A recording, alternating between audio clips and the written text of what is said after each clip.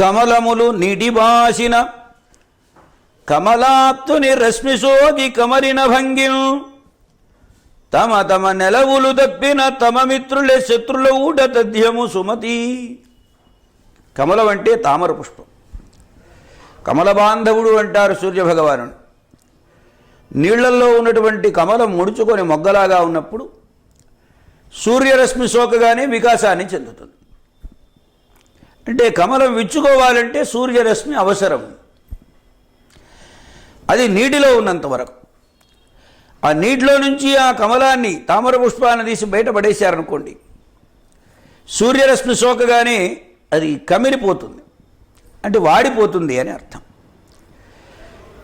దీనివలన ఏం తెలుస్తుందంటే ఎవరు ఎక్కడ ఉంటే వాళ్ళ పెత్తనం అక్కడ సాగుతుంది. అందుకనే నీళ్లలోన మొసలి నిగిడి ఏనుగు పట్టు విశ్వదాభిరామ వినురవేమ అంటారు.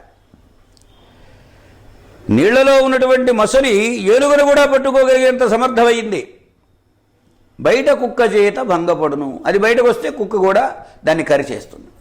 మొసలికి బలము నీరు. అలాగే కమలాలు కూడా నీటిలో ఉన్నంత వరకు సూర్యరశ్మి చేత వికాసాన్ని పొందేవైనా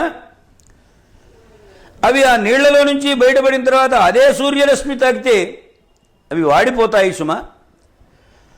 తమ తమ స్థానాలలో ఉన్నటువంటి వాళ్ళు యోగ్యులుగా ఉంటారు. ఆ స్థానం గనక తప్పినట్లయితే మిత్రులే శత్రువులు అవుతారు సుమా. కమలములు నిటిబాసిన కమలాప్తుని రశ్మిసోకి కమరిన భంగిం తమ తమ నెలవులు దప్పిన తమ మిత్రులే శత్రుల ఊట తథ్యము సుమతి.